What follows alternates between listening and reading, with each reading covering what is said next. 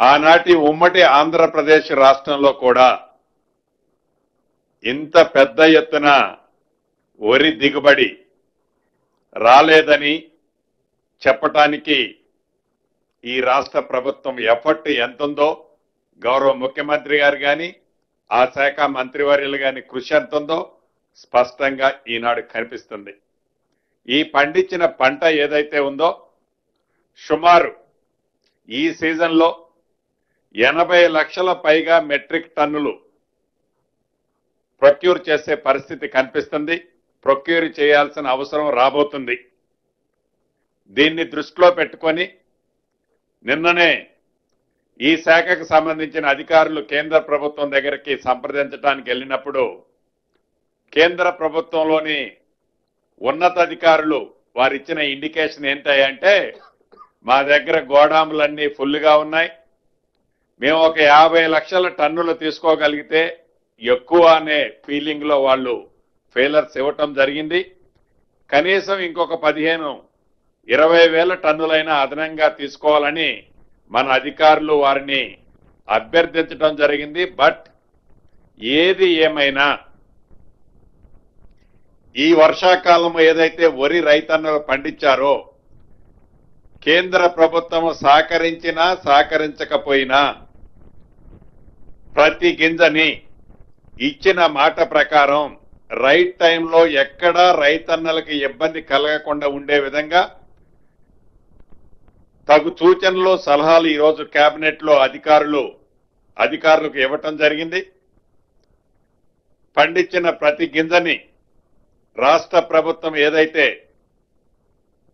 కొనే కేంద్రాల దగ్గరకు వస్తుందో దాన్ని రెవెన్యూ అధికారులతో పాటు పౌర సంబంధాల శాఖకు సంబంధించిన అధికారులు ప్రత్యేకమైన ఫోకస్ పెట్టే విధంగా కేబినెట్ లో నిర్ణయం తీసుకొని మద్దతు ధరతో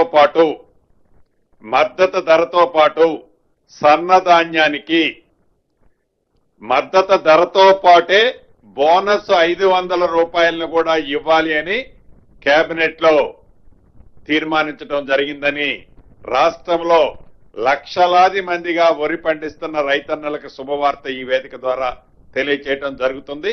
కేబినెట్ లో ఆ నిర్ణయం తీసుకోవడం జరిగింది. అదే రకంగా రాష్ట్రంలో కొత్తగా 3 అగ్రికల్చర్ కాలేజీలని ఈరోజు కేబినెట్ ఆమోదించడం జరిగింది. అందుట్లో ఒకటి హుజూర్ నగర్, 2 కొడంగల్, 3వది నిజామాబాద్ లో అత్యంత అధునాతన సౌకర్యాలతో 3 అగ్రికల్చర్ కాలేజీలను కూడా ఈనాటి కేబినెట్ లో ఆమోదించడం జరిగింది.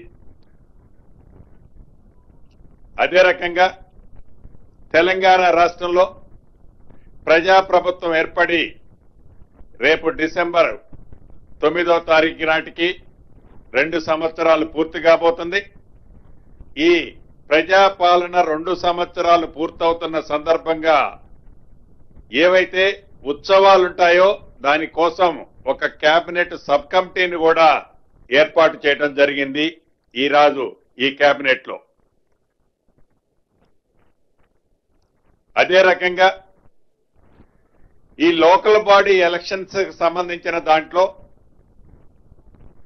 అనేక మంది వివిధ సెక్టార్ల నుంచి అనేక అభ్యర్థనలలో అనేక మంది మంత్రులకి, గౌరవ ముఖ్యమంత్రి గారికి, ఉప ముఖ్యమంత్రి గారికి, అదే రకంగా పంచాయతీరాజ్ శాఖ మంత్రి గారికి, మా సహచర మంత్రులందరికీ కూడా ఏవైతే గత ప్రభుత్వంలో 2 పిల్లల నిబంధన ఉండేది, 2 పిల్లల కంటే ఎక్కువగా ఉంటే లోకల్ బాడీలో అది ఎంపీటీసీ గాని, జెడ్పీటీసీ గాని, వార్డు మెంబర్ గాని, సర్పంచ్ గాని నిలబడే అర్హత ఉండేది కాదు ఆనాటి ప్రభుత్వం చేసిన చట్టం వల్ల.